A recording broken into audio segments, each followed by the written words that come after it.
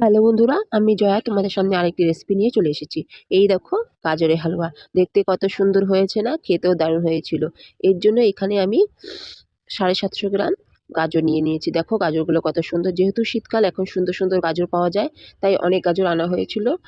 তাই ভাবলাম যে গাজরের হালুয়া বানিয়ে ফেলি। এই দেখো ১ম এ গাজরগুলোকে খোসা ছাড়িয়ে নিলাম। তারপর জল দিয়ে ভালো করে এগুলোকে ধুয়ে নিলাম। এর মধ্যে অনেক যেহেতু মাটি লেগে থাকে তাই এগুলোকে ভালো করে ধুয়ে নিতে হবে।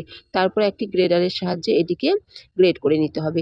এই কাজটি হলো সবচেয়ে খাটনির কাজ। কারণ এই গ্রেড করতে গিয়ে হাত ব্যথা হয়ে যায়। গাজরের হালুয়া খেতে যতই ভালো লাগে না কেন, এই কাজটি করতে আমার খুব খারাপ লাগে। তাই অনেকটা সময় নিয়ে ধৈর্য সহকারে এইভাবে সবগুলোকে গ্রেড করে নেব।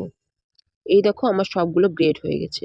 এখন মনে হচ্ছে যে কতগুলো, কিন্তু রান্না করার পর এটির পরিমাণ খুবই কম হয়ে যায়। চাই যতটা পরিমাণ ১ম এ থাকে তার থেকে পরে কিন্তু অনেক কম হয়ে যায়। তাই ভেবেচিন্তে গাজরগুলোকে গ্রেড করতে হবে। বেশি পরিমাণে গাজর গ্রেড করে নিলে ভালো হয়। এবার এটিকে একটি সসপ্যানের মধ্যে হালকা 1/2 কাপ জল দিয়ে হালকাভাবে গরম করে নিলাম। এবার গরম করে নেওয়ার পর চিপে, চিপে এভাবে হাত দিয়ে জল বের করে এগুলোকে আলাদা করে নেব। বাদবাকিগুলোকে আমি ছাঁকনির উপর রেখে জল বের করে নিচ্ছি। এইভাবে সেদ্ধ করে জল ছাড়িয়ে নিলে পরে গাজরের যে একটি গন্ধ থাকে সেই গন্ধটি আর থাকবে না।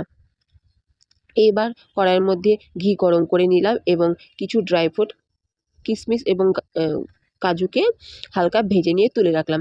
সেই ঘিয়ের মধ্যেই ৩ টে বড় এলাচকে ফাটিয়ে দিয়ে দিলাম। এলাচ দিলে গাজরের হালুয়া থেকে সুন্দর গন্ধ বেরোয়।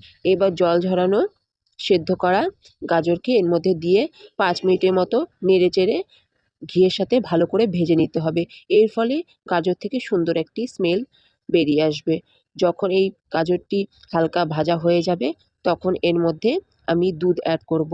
এখানে আমি ৩০০ গ্রামের মতো দুধ দিয়েছি। তোমরা চাইলে এটিকে জল দিয়েও বানাতে পারো। কিন্তু দুধ দিয়ে বানালে এর টেস্টটি বহুগুণ বেড়ে যায়। তাই আমি এখানে দুধ দিয়েই পুরোটি বানালাম। জল আর অ্যাড করব না। এবার এটিকে লো ফ্লেমে সেদ্ধ হতে দিতে হবে। এই দেখো কত সুন্দর লাগছে।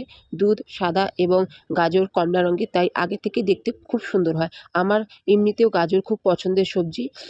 কারণ এর রঙটি কমলা, খুব সুন্দর লাগে।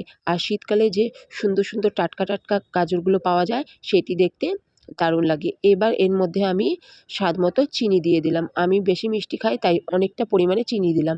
তোমরা তোমাদের স্বাদ অনুযায়ী চিনি দিয়ে দেবে। এবার এর মধ্যে যে ড্রাই ফ্রুটগুলো ভেজে রেখেছিলাম সেগুলো দিয়ে এটিকে লো ফ্লেমে সেদ্ধ হতে দিতে হবে। এই চিনিও যে দিয়েছি সেটি গলেও জল বেরোবে, তাই অনেকটা সময় লাগবে। এই দেখো জল প্রায় শুকিয়ে গেছে। এই মতো অবস্থায় ক্রমাগত নেড়েচেড়ে এটিকে ভেজে নিতে হবে।